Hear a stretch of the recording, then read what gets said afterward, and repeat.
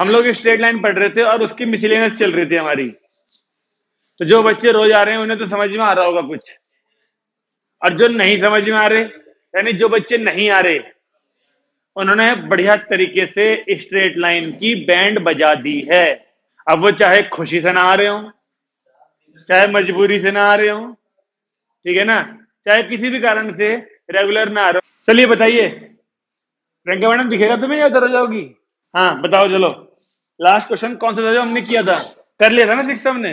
चलिए सेवंथ पढ़ते हैं मिसलेनियस का। अबे ये होता क्या था सेवंथ भी? किसके पास नहीं वाली है? सेवंथ हुआ गया था लास्ट में। हाँ, आठवें क्वेश्चन की बात करें तो आठवें क्वेश्चन में एरिया ऑफ ट्रायंगल है, और ये हमने पहले ही कर लिया था पिछली क्लास से। नाइन्थ और टेंथ कॉन्करेंट वाले थे, वो तो उससे पहले वाली क्लास में हो चुके थे, ठीक है। यानी हमें क्वेश्चन नंबर 11 करना है। देखो लाइंस बोला, लाइंस यानी एक से ज्यादा हैं थ्रू द पॉइंट 3,2, यानी वो लाइनें कहां से पास कर रही हैं? बहुत इजी है ना। तो बताइए जरा कि अगर हम रफ, क्या 11 है 12 है? 11। अगर हम रफ स्केच बनाएं तो क्या बोलना पड़ेगा? पहले लाइनों की इक्वेशन ढूंढिए जो कि 3,2 से पास कर रही हूं, और तो इसकी रफ स्केच कैसे बनानी चाहिए? मान लो ये लाइन है एक, ये पास कर रही है 3,2 से, ठीक है। इस लाइन की इक्वेशन ढूंढनी है हमें। अब मुझे एक बात बताओ, जो दूसरी लाइन है क्या वो भी इसी पॉइंट से पास कर रही है, या फिर केवल यही है जो इससे पास कर रही है? Find the equation of lines passing through 3,2, यानी दोनों ही लाइनें 3,2 से पास कर रही हैं। और क्या ऐसा मान ले फिर कि दूसरी लाइन ये मान ले लो, देखो दोनों 3,2 से पास कर रही हैं, और इन दोनों के बीच का एंगल हमको 45 डिग्री दे रखा है, ऐसे करके 45 भी दे रखा है ना एंगल। हाँ, दूसरी लाइन की इक्वेशन क्या है बोलो? 8 3। अब मैच करो, सारी चीज हो गई क्या? हमसे बोला इस लाइन की इक्वेशन ढूंढो जो कि 3,2 से पास कर रही है, और दूसरी वाली लाइन जो कि ये 45 डिग्री एंगल बना रही है पहले वाली के साथ। क्वेश्चन को पढ़ के मैच करो कि हमने सारी चीजें सही बनाई या नहीं बनाई, क्योंकि अगर ये गलत हो गया तो फिर आगे का हिस्सा अपने आप ही गलत हो जाएगा सारा। क्वेश्चन को पढ़ के चेक करिए इमेज ठीक लग रही है कि नहीं लग रही है। सारी 3,2 पे इंटरसेक्ट नहीं कर रही। अभी चल जाएगा, बता, रुक जाओ। हाँ अभी वही देखो, चेक करो। अगर तुम्हें दुविधा है तो इस 3,2 इसके ऊपर भी दिख रहा है ना हमारे साथ, तो चेक करके देख लो। एक्स की वैल्यू 3 और वाई की वैल्यू 2, 3 2 है ना, तो 3 - 4 -1 = 3 आ रहा ना, यानी इस वाली लाइन पर 3,2 नहीं है। फिर से बना दूं? यानी इसका मतलब साफ है कि जो ये पहली लाइन हमें दी हुई थी केवल यही है जो 3,2 से पास कर रही है। ऐसा करके एक लाइन और थी जो कि x - 2y = 3 थी, और इसके दोनों के बीच में एंगल 45 था। अब शायद आप लोग ठीक से कर पाओ। देखो इस लाइन की क्वेश्चन पूछी है ना, जो कि 3,2 से पास कर रही है, और यही लाइन इस वाली लाइन के साथ 45 डिग्री का एंगल बना रही है। तो इसकी क्वेश्चन ढूंढिए। अब मुझे बताओ इसकी क्वेश्चन ढूंढने के लिए हमें क्या क्या चाहिए? पॉइंट तो है, स्लोप और चाहिए बस। तो दोनों लाइनों के बीच का जो एंगल होता है 45, ये हमें स्लोप वाले फॉर्मूले में भी तो हेल्प करता है, जो कि था एक formula tan theta = m2 - m1 upon 1 + m1 m2 वाला फॉर्मूला था ना एक। सही बात है। इस फॉर्मूले में दोनों लाइनों के स्लोप इस्तेमाल होते हैं। तो इस लाइन का स्लोप तो हम निकाल लेंगे, बताओ कितना आ रहा है? 1/2। तो m1 की वैल्यू लिख दी मैंने 1/2। तो m2 जो कि लाइन रिक्वायर्ड है, इसके स्लोप को m मान लें अगर, तो पुट कर देते हैं। सबको चल गया पता ना कि m1 इसके स्लोप की वैल्यू 1/2 कैसे आई? 1/2 कैसे आई? यहां से मिली है। अब ये दोनों वैल्यू यहां पुट कर रहे हैं। थीटा की वैल्यू 45 है, 45 बन जाएगा 1, और यहां पे पुट किया जाए तो m - 1/2 upon 1 + m/2।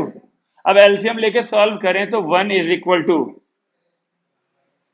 Upon 2 + mode को हटा दूं तो प्लस माइनस लग जाएगा। अब तुम्हारा काम चालू हो गया। जल्दी से m की वैल्यू निकालो, जल्दी से। दो यहां पर m की दोनों वैल्यू यहां से उतारी, यहां से शुरू करिए उतारना, केवल यहां से नहीं। पता नहीं चल रहा ना कौन से पेज से करूं शुरू, क्योंकि ये भी ध्यान, लास्ट टाइम कौन सा क्वेश्चन कर रखा कॉपी में तूने? 11th तूने कर रखा 9.2 का, 9.2 10.2 का। यहां से जल्दी से सॉल्व करके दोनों एम की वैल्यू बताइए मुझे। चलिए भाई, और भी बताओ, तुम भी रुके हुए हम अभी। दो वैल्यू आएंगी एम की, कर ले चेक। एम की वैल्यू बताई जा रही है -1/3 एंड 3। और अगर ये इक्वेशन मतलब स्लोप है लाइन के, तो एक बार 3 ले जाएगा स्लोप, और पॉइंट गिवन था 3,2, इक्वेशन निकालेंगे एक बार। फिर एक और बार स्लोप लिया जाएगा -1/3, और पॉइंट दे रखा है एक और इक्वेशन। तो दो इक्वेशन आएंगी। ये चल रही है हमारी मिसलेनियस। क्या सब लोग सहमत हैं आप इस पे, एम की दो वैल्यूज पे? रिया मैडम सहमत हो? मधुर जी, तो एम की दोनों वैल्यूज के लिए अब इक्वेशन निकालते हैं। Equation of line with 3,2 and M की वैल्यू -1/3 ली जाए तो y-2 is equal to minus का 1/3 x -3, 3y-6 is equal to ये x + 3y is equal to 9। आइए की क्वेश्चन ये वाली, ठीक है जी।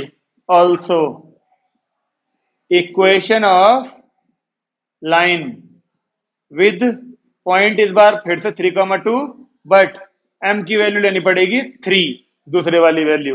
तो y-2 is equal to 3x -3, y-2 is equal to 3x -9। तो आंसर क्या आया? 3x - y is equal to 7। ये हैं वो दो लाइंस की इक्वेशन जो कि इस वाली लाइन के साथ 45 डिग्री पे हैं, और जो 3,2 से पास करती हैं।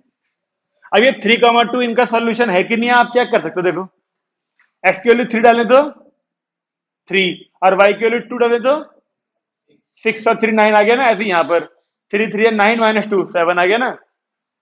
तो अगर तुम्हें डाउट हो रहा था तो क्वेश्चन के टाइम पे फिगर बनाते वक्त तो वेरीफाई करना इज द बेस्ट ऑप्शन। लेकिन फिगर गलत नहीं बननी चाहिए, फिगर गलत बन गई तो आगे उम्मीद छोड़ दें, फिर सही होगा वो। y = mx + c में चेंज करके इसको स्लोप इंटरसेप्ट फॉर्म होती है ना, y = mx + c। पिछली क्लास में भी तो इस जगह पे लिख के दिखाया था मैंने, इस लाइन को चेंज कर y = mx + c में। पहले 2y को प्लस में ले जा, फिर y को अकेला कर। हाँ भाई, हो गया 11th 12th पढ़िए तो मिटा दूं, इधर वाली साइड तो कर दूं। 12th वाले क्वेश्चन को पढ़ के क्या आप इसकी फिगर बनाने में सक्षम हैं? हमें उस लाइन की इक्वेशन ढूंढने को कह रहा है जो कि पहले से, ओ इसमें नहीं, उसमें कर। हमें उस लाइन की इक्वेशन ढूंढने को कह रहा है जो कि दो लाइनों के इंटरसेक्शन वाले पॉइंट से पास कर रही है, और वो लाइन दोनों एक्सिस पे इक्वल इंटरसेप्ट बना रही है। तो अगर मैं कहूं कि फिगर बनाने में हेल्प करिए, तो कैसे बनानी चाहिए बताइए? जो रिक्वायर्ड लाइन है वो दस जाएगी, कंफर्म है, क्योंकि इक्वल इंटरसेप्ट यानी ये दोनों डिस्टेंस होंगे। एक पॉइंट ले लेते हैं यहां पे कहीं, और इससे दो लाइनें पास कर रही हैं। अब क्वेश्चन पढ़ते हैं फिर से। उस लाइन की इक्वेशन ढूंढिए जो कि इन दोनों के इंटरसेक्शन पॉइंट से पास कर रही है, इन दोनों के इंटरसेक्शन पॉइंट से पास कर रही है और इक्वल इंटरसेप्ट बना रही है। हो गया ना? अब इन दोनों की इक्वेशन हमें पता है, बताइए पहले वाली की। x + 7y, ये दोनों की इक्वेशंस हैं। तो आपको क्या लगता है सबसे पहला काम क्या करना चाहिए? स्लोप, इंटरसेक्शन, स्लोप इन दोनों का ढूंढ के क्या करना चाहेंगे संजीत जी आप फिर? अब मैडम इन दोनों का इंटरसेक्शन पॉइंट ढूंढ के क्या फायदा होगा? ये पॉइंट मिल जाएगा इन दोनों के इंटरसेक्शन पॉइंट से, फिर बिल्कुल सबसे पहला काम इसलिए हमारा है इंटरसेक्शन पॉइंट ढूंढिए। इन दोनों इक्वेशन को सॉल्व करिए जल्दी से, और बताइए एक्स और वाई क्या आ रहा है, वो यही पॉइंट होगा। करिए सॉल्विंग। हाँ, 4x + 7y - 3 = 0 and 2x - 3y + 1 = 0। इन दोनों को सॉल्व करा तो x की वैल्यू बताएं और y की बताएं। ओके, और x की 1, y की 1 डाली जाए तो -3 + 2 -2, ठीक है। 1 का 1, क्या सब बच्चे सहमत हैं? जी में दूसरे की आवाज क्यों नहीं आ रही किसी? अबे कोई तो बोल दो, इतना बड़ा काम थोड़ी है पॉइंट निकालना। 1 रखें तो हाँ ठीक है। देख, अगर 1 1 रखो इसमें तो ये 2 + 1 3 और -3 0 आ रहा है। देख, यहाँ 1 रखू तो 4 -3 7, 4 -3 1। ओ भाई नहीं है, नहीं नहीं नहीं, इसको सेटिस्फाई नहीं कर रही दोनों। ये नहीं आ रहा क्योंकि ये इन दोनों को सेटिस्फाई नहीं कर रहा। हाँ जी, एक्स कितना है? 5/13, 1/13। और वाई, ये आ गया हमारा ये वाला पॉइंट। इसको पी नाम दे देते हैं। 1/13, 5/13। ओके, अब हम जानते हैं कि अगर हमने पता है दोनों इंटरसेप्ट, तो लाइन की इक्वेशन क्या होगी? Equation of line x/a plus y/a बराबर 1, यही होनी चाहिए ना। जब दोनों इंटरसेप्ट सेम है तो ये सॉल्व होके क्या बनेगी? x + y बराबर a। ये किस लाइन की इक्वेशन है ना? और इसी के ऊपर ये पॉइंट ढूंढ लिया हमने p, तो सेटिस्फाई कर सकते हैं इसके अंदर। तो यहां पे लिख दें कि सिंस p 1/13 और 5/13 लाई ऑन अबव लाइन, तो इसको पुट कर दीजिए इसमें। तो 6/13 आ गई ए की वैल्यू। ठीक है जी, ए आ गया हमारा 6/13। बस इसे ए को यहां पुट करिए, आंसर हाजिर है। इस ए की वैल्यू को यहां पुट कर दीजिए, तो आंसर आएगा 13x + 13y = 6।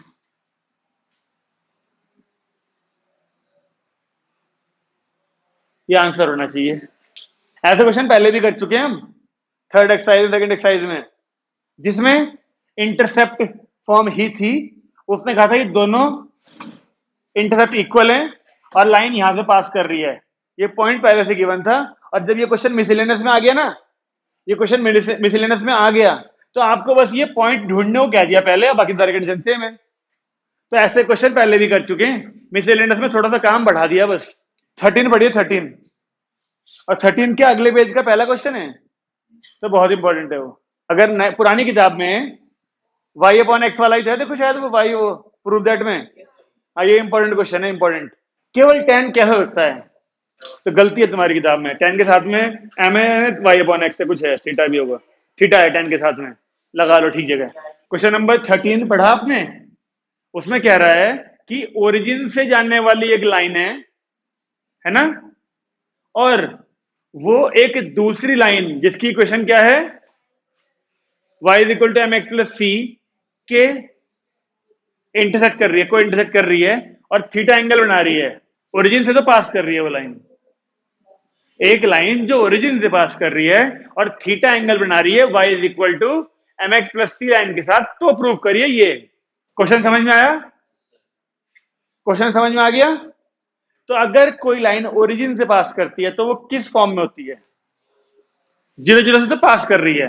मैं पूछ रहा हूं, अगर कोई लाइन ओरिजिन से पास करती है तो वो दिखती कैसी है? x directly proportional to y, ये देखो ऐसी दिखती है ना, ऐसी, ये ऐसी दिखती है। यानी y = mx + c वाली फॉर्म को देखें तो c नहीं होगा उसके अंदर, बस कांस्टेंट टर्म नहीं होनी चाहिए। y = mx टाइप की कैसे भी कर ले, y = mx की फॉर्म में होगी वो, तभी तो x को 0 डाल दे, y 0 आएगा। प्लस c होगा अगर, तो c की वैल्यू कुछ ना कुछ आएगी। तो 0,0 सेटिस्फाई नहीं करेगा उसको, यानी x directly proportional to y या फिर y directly proportional to x, है ना। तो इक्वेशन ऑफ लाइन, अगर हम बात करें equation of line passing through 0,0 b y = m1x + c, let करी होती है हमने नई वाली।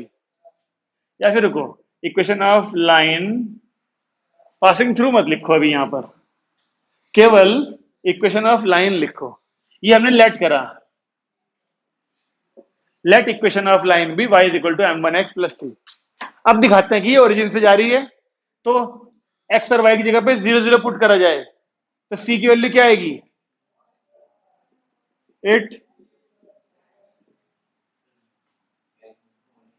8 पासेस थ्रू 0,0, तो c की वैल्यू क्या आ जाएगी उससे? इसलिए इक्वेशन बची केवल y is equal to m1x। ये है उस रिक्वायर्ड लाइन की इक्वेशन। अब इस लाइन ने y is equal to mx plus c के साथ में एंगल बना रखा है थीटा। और जब जब दो लाइनों के बीच का एंगल थीटा मालूम होता है, तो हम tan थीटा वाला लगाते हैं फॉर्मूला, ठीक है ना? तो tan थीटा की वैल्यू वही m2 minus m1 upon 1 plus m1 m2 होनी चाहिए, जिसमें एक लाइन का स्लोप, तो जो आपको दे रखी है इक्वेशन, उसके हिसाब से देखो क्या है, m। जो लाइन आपको दे रखी है उसका स्लोप तो m हो गया, y is equal to M X plus C में m ही होता है स्लोप।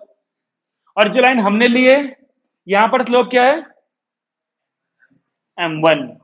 दोनों स्लोप मालूम है, वैल्यू पुट कर दें, तो देखिए आंसर अभी आने वाला है tan theta is equal to m2। किसको दो m2? m1 को। और m1 की जगह पर ये हो गया, एक वैल्यू m1 हो गई और एक m हो गई दोनों लाइनों के हिसाब से। अब तुम ये देखो क्या आंसर ऐसा है, आंसर में क्या नहीं है इसके हिसाब से? 10 है आंसर में। ओ भाई मैं पूछ रहा हूं क्या नहीं है इसके हिसाब से? m1। अबे 10 भी है आंसर में, m1 m भी है आंसर में, m1 नहीं है बस। और m1 की वैल्यू हम यहां से निकाल सकते हैं, देखो क्या आएगी, y अपॉन एक्स। तो जहां जहां m1 है वहां वहां पे y अपॉन एक्स पुट कर देते हैं। फिर जो इस इक्वेशन के अंदर वेरिएबल्स बचेंगे वो सारे वही होंगे जो प्रूव दैट में है, बस सिंप्लीफिकेशन वाला काम बचेगा हमारा। ओके, तो यहां पे लिख देते हैं put m1 is equal to y by X. यहां पुट करा सारे में, तो देखिए tan theta is equal to 1 plus कुछ ऐसा बनेगा, बताइए। अब आपकी जो बुद्धि है वो क्या कहती है, इसको सिंप्लीफाई कैसे करें? किस चीज को कॉमन ले लूं? एलसीएम, एक्सेस कट जाएगा। सब सहमत हैं? अब जरा प्रूफ दैट में देखो एक बार, प्रूफ दैट में y अपॉन एक्स दिख रहा है ना, दिख रहा तुम्हें?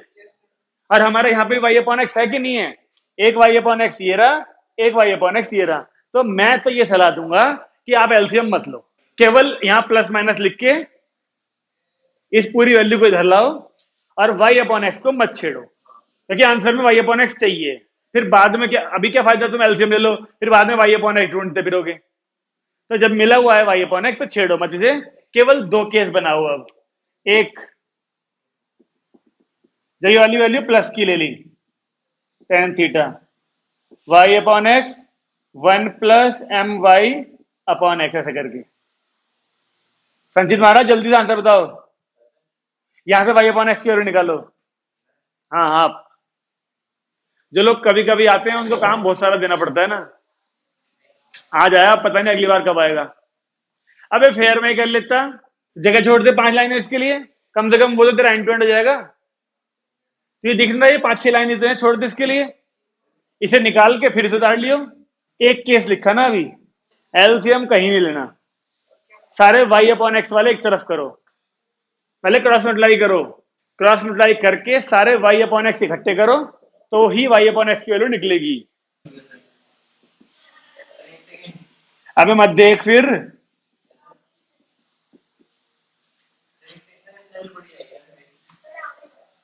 एक केस आ गया होगा ना, दूसरा भी कर लो जल्दी से, जब यहां माइनस लोगे।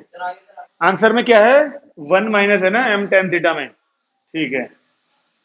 तो इसे इधर भेजा और फिर y अपॉन एक्स कॉमन लिया, ये इधर आया तो m प्लस tan थीटा। तो इस तरीके से y अपॉन एक्स की वैल्यू के लिए नीचे आएगा m plus tan theta upon 1 minus m tan theta. देखो ऐसे सॉल्व करना है भाई एक केस, अगर किसी का ना आ रहा हो तो। पहले मैंने क्रॉस मल्टीप्लाई करी, फिर वाई अपॉन एक्स वाले एक तरफ कर लिए और कॉमन ले लिया वाई अपॉन एक्स, बचे हुए को डिवाइड में भेज दिया तो वाई अपॉन एक्स की वैल्यू आ गई। जो प्रूफ दैट करना होगा, देखो उसमें से एक केस आ गया हमारा। मैंने इस वाले को उधर भेज दिया, वाई अपॉन एक्स यहाँ भी है, यहाँ भी था, इसको उधर भेजा और इस m को इधर प्लस में ले आया तो ये m प्लस एन थीटा आ गया। जब ये वहां गया तो वाई अपॉन एक्स कॉमन लिया तो यहाँ क्या बचा 1 और ये माइनस में आ गया m tan थीटा। मतलब 11वीं के बच्चों को मेरी एक लाइन लिखी समझ नहीं आ रही है, मैंने कौन सा मतलब उर्दू में लिख दी या मैंने पता नहीं कौन सी लाइन लिख दी। सेकंड वाला केस तुम्हें खुद करना है, जब तुम यहाँ माइनस लेके चलोगे। रिया मैडम आ गया नहीं आ गया, मिटाया जाए? बढ़िया है क्वेश्चन ये, एग्जाम में अक्सर पूछ लिया जाता है ये क्वेश्चन। हो गया नहीं हो गया तेरा फायदा? तो थोड़ा बुद्धि का इस्तेमाल कर लिया अगर, रफ में सॉल्व करते रहता है बाद बाद में। हाँ उसे ही कहूंगा, वही तो रोज गायब रहता है। मधुर जी आ गया समझ में? मैंने माइनस वाला छोड़ दिया तुम्हारे लिए, माइनस लिख के यहाँ पर एक के सेकंड टू में अब अपने आप करना उसे। चलिए 14 पढ़ते हैं। कितने क्वेश्चन है इस एक्सरसाइज में? यहाँ बाहर ना देख, यहाँ प्लस माइनस लगा ले किताब में बाहर, बता रहा हूं ना। नहीं वो गलत है ना, मिस प्रिंटिंग है। यहाँ पे प्लस माइनस लगा। जब हमने ये प्लस का केस लिया, सुन रहे हो, जब ये प्लस का केस लिया तो हमारा ये वाला आंसर आ रहा है प्लस वाला, बाहर प्लस रहेगा तो अंदर कोई साइन चेंज नहीं होगा। जब यहां माइनस वाला लेगा तो यहां पर माइनस वाला आएगा, माइनस वाला मतलब नीचे वाली वैल्यू उल्टी आ रही होगी, वहां से माइनस कॉमन लोगे तो माइनस यहां आ जाएगा बाहर। आगे बात समझ में? एनसीईआरटी में इतनी मिसप्रिंटिंग चलती है, कालाबाजारी बहुत है ना। इनके में टैन टैन लिखा है, थीटा था ही नहीं, थीटा की जगह पे कॉमा लगा हुआ था। देखो तो ये सब डुप्लीकेसी वाला काम है ना। एनसीईआरटी जो है बहुत ज्यादा बिकते हैं तो इसलिए पायरेसी बहुत ज्यादा होती है इनकी। मिटाया जाए इसको भी। अब क्वेश्चन नंबर 14 पढ़िए। जब भी आपसे रेशियो पूछा जाता है तो क्या करते हैं हम? फ्रैक्शन फॉर्मूला लगाते हैं। जब भी हमें बचपन से, कभी भी बचपन से क्या 10th क्लास से, जब भी हमें 10th क्लास से रेशियो पूछा जाता है हम हमेशा के रेशियो 1 लेके चलते हैं। याद आ रहा है? तो मुझे क्वेश्चन पढ़ के बताइए पहले। 14 थे ना, क्या बोला? इनवर्ट रेशियो आगे, एक मिनट, -1, 1 एंड 5, 7, बस। लो जी, क्या ये फिगर हम सही मान सकते हैं इसकी? इनवर्ट रेशियो लाइन ज्वाइनिंग ये एंड ये is divided by the line ये, तो हमें ये रेशियो ढूंढना है, रेशियो।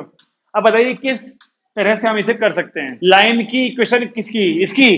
फिर इन दोनों की इक्वेशन, इन दोनों पॉइंट से इसकी इक्वेशन ढूंढ लें, उस इक्वेशन को और इस इक्वेशन को सॉल्व कर ले, ये पॉइंट मिल जाएगा। फिर उसके बाद सेक्शन फॉर्मूला लगा देंगे, या फिर सबसे पहले सेक्शन फॉर्मूला लगा देंगे। बात एक ही है, पहले ये कर लो फिर वो कर लो फिर वो कर लो फिर ये कर लो, दोनों काम करने तो है। सेक्शन फॉर्मूला भी लगाना है, इंटरसेक्शन पॉइंट भी ढूंढना है। तो लिख दिया लेट के रेशियो 1 विद रेशियो। अब के रेशियो 1 के हिसाब से सी पॉइंट के कोऑर्डिनेट बताइए क्या आएंगे? अबे यार कितना सोचते हो।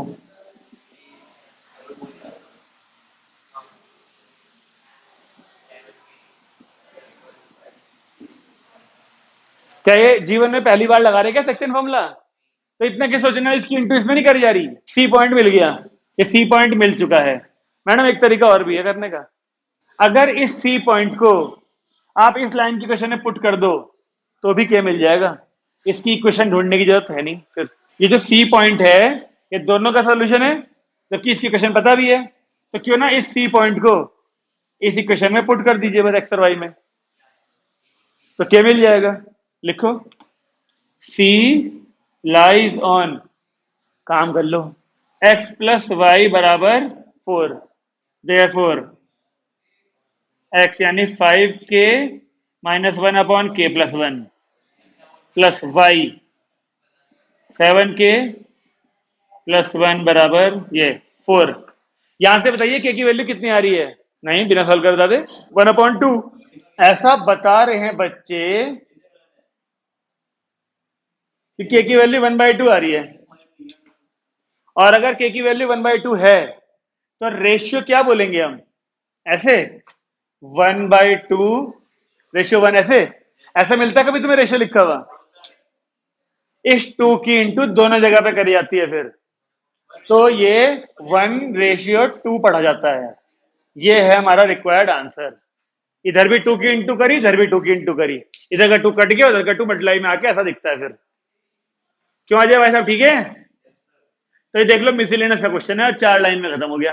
के की वैल्यू ठीक है ये, तो रेशियो क्या लेट किया था हमने? बोलिए सही है, पर जरूरी नहीं हर क्वेश्चन ऐसा ही हो। मुझसे पूछ ले क्या हुआ, ये ठीक है। फ्रैक्शन में कभी रेशियो नहीं होता, तो 2 अपॉन में है ना, तो 2 की इंटू यहां भी कर, 2 की इंटू यहां भी कर, तो यहां वाला 2 इससे कट जाएगा, 1:2 नहीं आ जाएगा फिर? क्यों जी, हो गया। चलिए ये था 14, 15वां पढ़िए।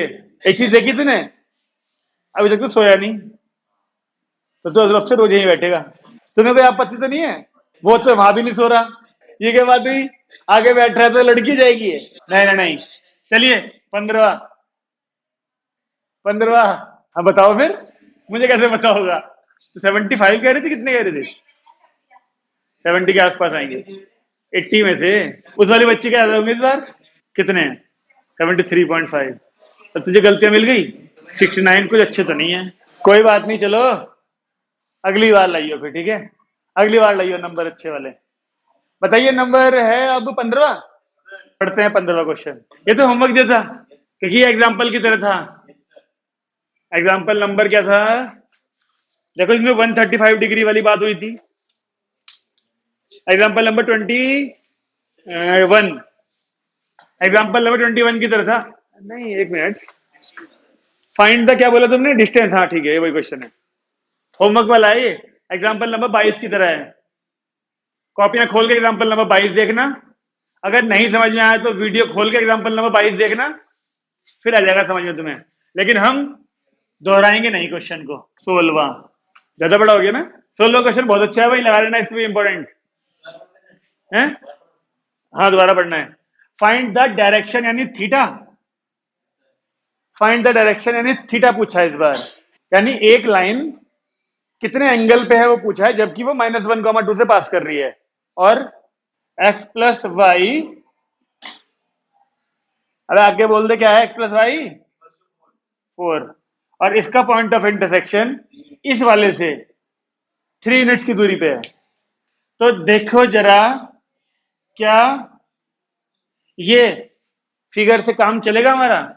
हमसे पूछ रहा है इस लाइन का डायरेक्शन बताइए, ये लाइन जो -1, 2 से पास कर रही है, और इस लाइन का इंटरसेक्शन इस वाली लाइन के साथ जो पॉइंट आया था, वो इस पॉइंट से 3 यूनिट की दूरी पे है।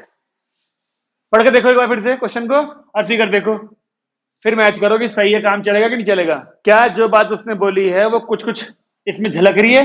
रिक्वायर्ड लाइन का और गिवन लाइन का जो इंटरसेक्शन पॉइंट आया, वो पॉइंट जो गिवन पॉइंट था उससे 3 यूनिट की दूरी पे है। सही है, तो हमें इस लाइन का स्लोप यानी एम ढूंढना है। एम यानी tan थीटा, वही थीटा ढूंढना है एक तरह से। तो अगर मैं आपसे कहूं कि इस लाइन की इक्वेशन लेट करी जाए फिर से, पहले let required line B y is equal to X plus C कर लें फिर से। अब क्योंकि ये लाइन इस पॉइंट से पास कर रही है, तो पुट कर सकते हैं इसके ऊपर। तो सिंस -1, 2 लाइज ऑन इट, तो पुट करा जाए तो y की जगह पे 2 इज इक्वल टू x की जगह पे ये, यानी माइनस का m प्लस सी। तो c की वैल्यू क्या है? यहां से इस c की वैल्यू को वापस पुट कर देते हैं यहां पर। ठीक है जी, तो लाइन की क्वेश्चन क्या बन गई? y is equal to mx plus, बताइए, ये आ गई हमारी अभी तक की इस लाइन की इक्वेशन। सही है, अब हमें क्या बोला? इस लाइन का इंटरसेक्शन पॉइंट इस वाली लाइन से जो बना था, ये इससे 3 यूनिट की दूरी पे है। अब आपको नहीं लगता कि जब इसका इंटरसेक्शन इस वाले पॉइंट की डिस्टेंस दे रखी है, तो हमारा मोटिव ये पॉइंट ढूंढना है। जब ये पॉइंट मिलेगा तो इस पॉइंट और इस पॉइंट के बीच में वो रूट वाला डिस्टेंस फॉर्मूला 10th क्लास वाला लगा देंगे, उसे इक्वल टू 3 लेके चलेंगे। वो डिस्टेंस फॉर्मूला तभी लगेगा जब वो पॉइंट निकलेगा। और वो पॉइंट कैसे निकलेगा? इस लाइन को और इस लाइन को सॉल्व करके। यही पॉइंट तो निकलेगा फिर। देखो इसको और इसको सॉल्व करके, इसको क्यों, क्योंकि यही तो है ये लाइन की क्वेश्चन। इसको और इसको सॉल्व करके तो मिलेगा ये वाला पॉइंट। तो एक ये लाइन लिखो और एक ये लाइन लिखो, इन दोनों को सॉल्व करके जल्दी से एक्स और वाई ढूंढो, जो कि एम की फॉर्म में आएंगे। घबराना मत इस बार, 1 2 3 4 जैसी वैल्यू नहीं आएगी, फ्रैक्शन में आएगी और एम की फॉर्म में आएगी। जल्दी से इन दोनों को सॉल्व करिए, जल्दी से बताओ पॉइंट। इस पॉइंट को पी ले लेते हैं, इसको क्यू ले लेते हैं। तो एक्स की वैल्यू बताइए क्या आ रही है, 2 - m/1 + m। तो मैडम वाई की में भी अपॉन में 1 + m ही होना चाहिए। बताइए क्या आ रहा है वाई, 2 + 3m बता रहा है मधुर। अब बताएं कितने बच्चे सहमत हैं इससे। ठीक है, तो एक्स और वाई दोनों मिल चुके हैं जो कि क्यू पॉइंट के कोऑर्डिनेट्स हैं। क्यों जी, एक्स और वाई अगर आपके ये सही हैं तो ये क्यू पॉइंट के कोऑर्डिनेट्स होने चाहिए ना।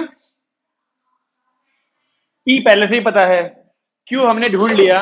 अब हम 2 + 5m आ रहा है, यहाँ पे एक्स में -2 + m। ऐसा कैसे काम चलेगा, अभी तो बहुत लंबा सफर है हमारा। जल्दी ठीक करो इसे। ये 2 - 2 - m है तेरा। और मैडम आपका यहाँ पे ये सही है, लेकिन यहाँ 2 + 5m आ रहा है। रिया मैडम तुम बोलोगी कुछ नहीं बोलोगी, 2 + 5m। और ये ठीक है, दो बच्चे कह रहे हैं 2 + 5m। हाँ भाई 2 + 5m है, तीन बच्चे कह रहे हैं 2 + 5m। तेरा करा भी है, ये कर रहे हैं। ठीक से कर जल्दी से। वाई में तो हो रही डाउट। अगर हमारा ये गलत हो तो आगे ठीक थोड़ी हो जाएगा। मैं नहीं कर रहा चेक, वाई चेक करो जल्दी से सब लोग।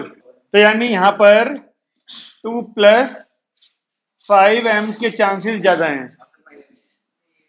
ठीक है भाई जी। अब तो ये पॉइंट है Q, और P पहले से पता था हमें। PQ की वैल्यू 3 दी हुई है, तो रूट से बचने के लिए PQ का स्क्वायर बराबर 9 कर दें। अब PQ वैल्यू निकालते हैं, क्या आएगी रूट के अंदर देखें।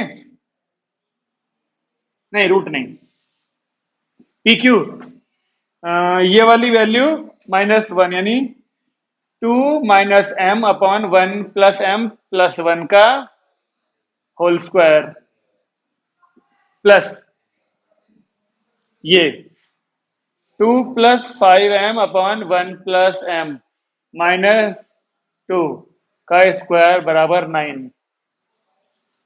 करो, मैं थोड़ी करूंगा इसे, करना तो तुम्हें ही है। बात सही है ना भाई, डिस्टेंस फॉर्मूला ऐसे लगाते थे, रूट हटाया उधर स्क्वायर करके 9 कर दिया। अब यहां से m की वैल्यू 0 आनी चाहिए, और नहीं आई तो फिर दोबारा करना। ठीक है, करो सॉल्व। वाई वही नहीं, m बस। m की वैल्यू 0 आनी चाहिए। रिया मैडम हिम्मत मत हारो, जल्दी करो। मुझे तो नहीं लगता क्वाड्रेटिक बनेगी यार।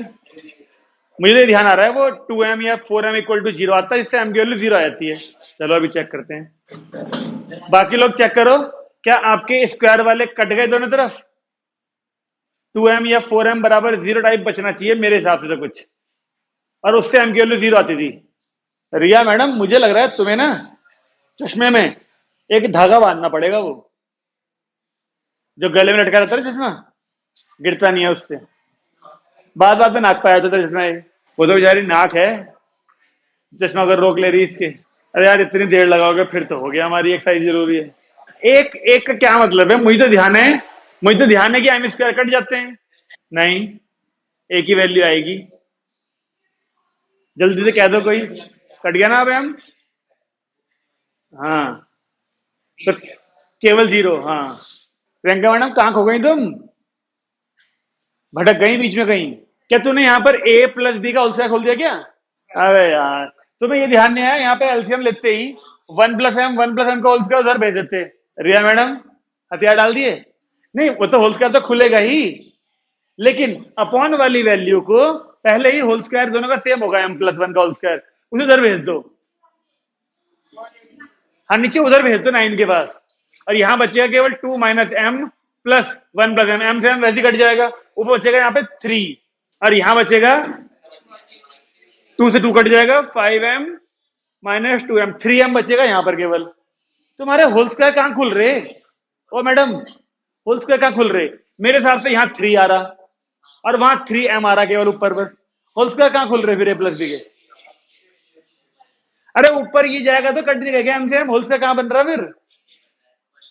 वो तो उस तरफ खुलेगा जाके एक बस। एलएचएस में तो कहीं होल स्क्वायर है ही नहीं। बताओ, आंसर बता के सॉल्व करवाओ तब भी 10 मिनट लगते हैं, और ना बताता मैं अगर, फिर तो भूल ही जाओ। नहीं आया ना? क्यों आएगा जीरो जब यहाँ पे तेरी वैल्यू 3 आई ऊपर 3, यहाँ 3m आया तेरा ऊपर, यहाँ 3m आया, 3m ऊपर, और इधर तो 3 का स्क्वायर क्या बना होगा? प्लस यहाँ 3m का स्क्वायर। ठीक है जी। यहाँ देख, यहाँ अब कितना बड़ा क्वेश्चन था ये। यहाँ m प्लस 1 का होल स्क्वायर उधर गया 9 के पास में, ऐसे। इस 9 से ये 9 कट गए सारे। 1 प्लस एम स्क्वायर, यहाँ क्या बचेगा बता ना? 1 प्लस 1 से 1, एम स्क्वायर से एम स्क्वायर। मैं बहुत देर से कह रहा कि 2m इक्वल टू 0 या 4m इक्वल टू 0 ऐसी कोई वैल्यू आती है, देखो यहां से लगे हुए पता नहीं क्या करने में लग रहे, और ये 1 2 और 3 लाइन में खत्म हो रहा क्वेश्चन। जब दिख रहा 9 9 9 सब जगह 9, तो काटो इसे, क्यों जस्ट इंटू करो। लेकिन प्रियंका मैडम क्या है ये? वो तो तुझे करना ही था, सॉल्यूशन था ना तेरे सामने। क्वेश्चन भी काट दे, ऐसे स्क्वायर नहीं कटते प्लस के बाद में। तूने इस स्क्वायर से 3 लिख के स्क्वायर काट दी ना। मैं वही कह रहा हूँ ना, ये स्क्वायर और वो स्क्वायर हटा दी तूने, तो क्वेश्चन भी काट दिया, गलत ही हो गया क्वेश्चन तेरा। 11वीं के बच्चे, अगली बार मत सोचिए ऐसा होल स्क्वायर काटने वाला काम। 16 हो गया ना? 17 पढ़िए। मतलब इतना आसान क्वेश्चन था ये, तुम्हारे भरोसे छोड़ा और तुमने पहाड़ बना दिया इसे। 17 पढ़िए। रिया मैडम अभी भी उलझी हुई हो क्या? 3 लाइन का था, केवल 3 लाइन का था, अब तुम लगे पड़े काटा पीटी करने में। चलिए 17, हाँ भाई 17 पढ़ो। जो हाइपोटेन्यूज है उसके एंड पॉइंट्स के कोऑर्डिनेट्स क्या हैं? देखो 1,3, एक पॉइंट यहां होगा 1,3, और अगला -4 -1 -2 -3 -4, -4,1 यहां कहीं आएगा। ये हाइपोटेन्यूज के एंड पॉइंट्स हुए। तो ये था 1,3 और ये -4,1, ऐसा करके है कुछ इसकी फिगर। अगर हम बिल्कुल एग्जैक्ट बनाए तो, रफ नहीं बनाई इस बार, फेयर में बनाई है। अब क्या बोला हमसे? परपेंडिकुलर साइड्स की इक्वेशन ढूंढनी है। परपेंडिकुलर साइड्स कौन सी होती हैं इसकी? या तो देखो ऐसे हो सकता है, ऐसे, या तो ये वाला हो सकता है, और या फिर ये तो सकता है, ये वाला ऊपर का तो सकता है ट्रायंगल। दोनों इक्वेशन में से कोई सी भी हो सकती है ना। तो या तो ट्रायंगल होगा हमारा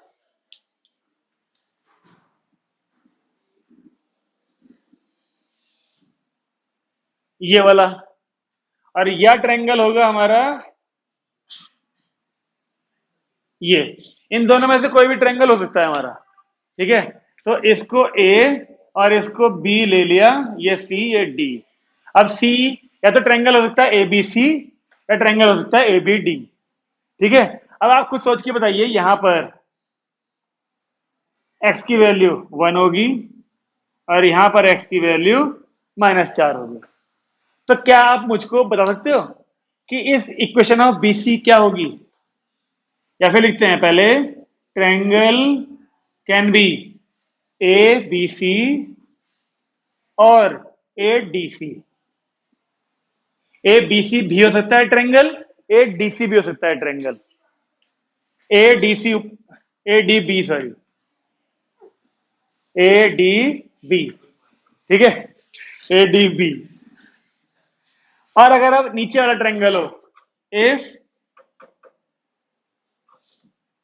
triangle is A B C, ये वाला हुआ, तो हमें एसी की क्वेश्चन चाहिए और बीसी की क्वेश्चन चाहिए। अब आप खुद सोचिए एसी की क्वेश्चन क्या होगी आपके हिसाब से? यहां राइट एंगल है और यहां भी राइट एंगल है। एसी की क्वेश्चन क्या होनी चाहिए आपके हिसाब से? एसी जो है वो एक्स के पैरेलल है, देखो राइट एंगल ट्रायंगल है ना, y इज इक्वल टू 1 होनी चाहिए इसकी क्वेश्चन। बीसी वाई की पैरेलल होगी यहां, बिल्कुल। अगर आपने फिगर ठीक बना दी तो इसकी और इसकी क्वेश्चन बड़ा आराम से आ जाएंगी। अगर ट्रायंगल एबीसी थी, है ना, था, तो एसी जो है हमारा वो पैरेलल है किसके? एक्स एक्सिस के। तो इक्वेशन ऑफ एसी क्या आएगी? y बराबर 1। बीसी की बात करिए तो बीसी पैरेलल है वाई एक्सिस के। तो इक्वेशन ऑफ बीसी बताइए, एक्स इज इक्वल टू 1। तुझे यही नहीं ध्यान आ रहा तो केमिस्ट्री में वो ग्रुप्स और पीरियड्स होते हैं, कैसे ध्यान रखता है तूने? हैं? वो नहीं रख लेता है, तो वो भी तो हॉरिजॉन्टल और वर्टिकल वाला केस होता है। सही है भाई। और अगर ट्रायंगल ये हो तो ए बी डी, तो इसकी इक्वेशन क्या होगी? एक्स इक्वल टू -4, है ना? अच्छा, अब बी डी की बताओ फिर। 1,3 का मतलब 3 होगी हाइट ये, तो y इक्वल टू 3 लिख दोगे ना? तो एक केस दिखा दिया मैंने करके तुम्हें, अगला केस फिर लिखना जिसमें ट्रायंगल ए बी डी होगा। तो जब भी तुम ये पहले इक्वेशन लिखने से पहले बता देना कि ये लाइन इसके पैरेलल है इसलिए इक्वेशन ये है, ये लाइन इसके पैरेलल है इसलिए इक्वेशन ये है। इस क्वेश्चन के बारे में एक विचित्र बात है, इस क्वेश्चन के बारे में एक विचित्र बात है, और वो ये कि ये अकेला क्वेश्चन ऐसा है जिनमें हमने रफ फिगर नहीं बनाई। तुमने ध्यान नहीं दिया ना इस बात का? हमने इससे पहले किसी भी क्वेश्चन में फेयर में फिगर नहीं बनाई थी। इसमें बिल्कुल फेयर में जो पॉइंट जहां होना चाहिए वहां बना रहे हैं, क्योंकि इस क्वेश्चन में कुछ मिस प्रिंटिंग है। आप इसकी फेयर फिगर बनाए बिना इसका स्लोप, उसका इंटरसेक्शन और ये और वो करके आप परपेंडिकुलर साइड की इक्वेशन ढूंढ नहीं सकते। ध्यान रखोगे इस बात का? जब आपके स्कूल टीचर इस क्वेश्चन पे पहुंचेंगे तो जरूर देखना वो कैसे करा रहे हैं।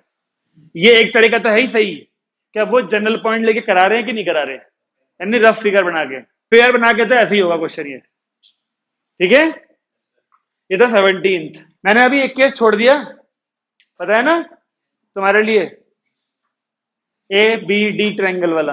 ये थोड़ी थोड़ी देर बाद ना बटन ऑफ कर देता है। 18th पढ़ के बताइए जिसका ही हो गया हो। 18th वो इमेज वाला तो नहीं है? देखो, तो वो तो होमवर्क दिया हुआ था पहले ही, वो एग्जाम्पल हमने पहले कर रखा है। जिसको नहीं आता या जो बच्चा छुट्टी पे है या था, तो कृपया वो वीडियो को देखे और एग्जाम्पल करे पहले, क्योंकि वो एग्जाम्पल भी एग्जामिनेशन के हिसाब से इंपॉर्टेंट है। इसलिए इमेज वाला क्वेश्चन जरूर करना है, बल्कि मिथिलेनस के तो सारे एग्जाम्पल और सारे क्वेश्चन करने ही करने हैं। पिछली आज की वीडियो जिस टाइम तेरा मैसेज आया था ना, उसके 1 या 1.5 मिनट में डल गई थी वीडियो। वो बात अलग है, ग्रुप पे ना भेजियो, लेकिन उसी पर्टिकुलर टाइम पे मैंने मैसेज कर दिया था, मतलब ग्रुप डल गई थी वीडियो वो। मैं ये सोच रहा कि मैं इधर डली वीडियो और इधर इसका मैसेज आ रहा। अब घर जाके देखियो, जितनी टिग्नोमेट्री की वीडियो बनी है, यानी कि पिछली क्लास की वीडियो डल चुकी है। टिग्नोमेट्री में कोई बैकलॉग नहीं चल रहा, सारी डली हुई वीडियो। कल 12th वाली वीडियो जो बनी होगी वो नहीं डली अभी, बस कल 12th की वीडियो बनी होगी ना रिकॉर्डिंग, वो नहीं डली अभी, बाकी सारी वीडियो डल चुकी हैं पिछली छुट्टी भी। मिटाओ इसको। 19 पढ़िए।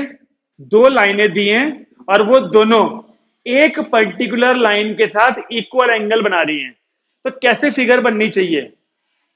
ये वो एक पर्टिकुलर लाइन बना ले, एक लाइन, इस एक लाइन के साथ एक और एक, दो लाइनों ने सेम एंगल बनाया, यानी अगर इन दोनों के बीच में थीटा है तो इन दोनों के बीच में भी एंगल थीटा ही बना है। वो दो लाइनों की इक्वेशन बताओगे क्या क्या है? यार हद है तुम्हारी। y इज इक्वल टू, और इस वाली लाइन की क्वेश्चन की विशाल पता है हमको। अब बताइए क्वेश्चन समझ में आ रहा है? इस एक लाइन के साथ इस वाली लाइन ने जो एंगल बनाया, वही एंगल इस वाली लाइन ने भी बनाया इसके साथ। अब इस केस में m ढूंढने को कह रहा है वो, बताइए कैसे करना चाहिए? दो लाइन के बीच के एंगल की बात हो रही है इस क्वेश्चन में, तो tan थीटा वाला फॉर्मूला लगेगा, वो m1 m2 वाला। इस लाइन का स्लोप m, इस लाइन का स्लोप 3 m है, 3। तो एक बार यहां पे लगाएंगे tan theta m2 minus m1 वाला फॉर्मूला मोड वाला, एक बार वही काम यहां करेंगे tan थीटा वाला काम। और दोनों की इक्वेशंस में एलएचएस में tan थीटा होगा, दोनों फॉर्मूलों में एलएचएस में tan थीटा ही होगा, तो एलएचएस इक्वल तो आरएचएस इक्वल कर देंगे, बस कर दो जल्दी से। आज का लास्ट क्वेश्चन है ये। हाँ, पहले वाला tan थीटा क्या आएगा? m minus 3 upon 1 plus 3m, शुरू की दोनों ऊपर वाले दोनों के बीच में। और दूसरे वाला tan थीटा क्या आएगा? m minus 1/2 1 plus m/2। बोलिए, दोनों इक्वेशंस में LHS वाली वैल्यू tan थीटा है, तो दोनों के RHS इक्वल कर दीजिए। मोड को हटा के वही प्लस माइनस वाला काम करना पड़ेगा। इस मोड को हटाओ, बाहर प्लस माइनस लगाओ, इस मोड को हटाओ, बाहर प्लस माइनस लगाओ, फिर वही 4 केस बनेंगे। सॉल्व करो। 4 के मतलब 2 ही दिखाने पड़ेंगे, एक बार प्लस वाले दोनों तरफ और एक बार एक प्लस और एक माइनस वाला। 2 केस बनाइए और m की 2 वैल्यू आएंगी। बताइए, दोनों माइनस तो कट जाएंगे फिर। नहीं देखी होगी ना अभी इसने। मोड से मोड, स्क्वायर से स्क्वायर, बच्चों का काम होता है ये। हाँ, अब तुम बड़े हो गए हो। पता है, कल मैं बहुत देर लगा रहा फोन में, कहीं से मुझे संचित के पापा का नंबर मिल जाए, लेकिन संचित के पापा का नंबर तो यहां था ज्ञान में। ये कहना बहुत आसान है यार, ये बच्चे बच्चे है ना अभी। इसके इसके क्या नाम है, अजय के पापा से पूछूंगा कि संचित के पापा की बात चल रही थी, अजय कुछ कहने लगा, फिर देखते हैं कि पापा क्या कहेंगे। ऐसा है ना अजय? पूछ लो क्या तेरे पापा से? किसी और के पापा से पूछना है क्या? जल्दी सॉल्व करके बताओ एम की वैल्यू। 2 वैल्यू एम की बताइए। अरे भाई, एक वैल्यू तो बताए थे। मधुर जी, आउट ऑफ फॉर्म चल रहे हैं। एम स्क्वायर माइनस 1 तो कट कर दो, नॉट पॉसिबल लिख के छोड़ दो। अबे ऐसे कट नहीं करना यार। अच्छा, नीचे लिख दे नॉट पॉसिबल, क्योंकि किसी का भी स्क्वायर नेगेटिव आने का मतलब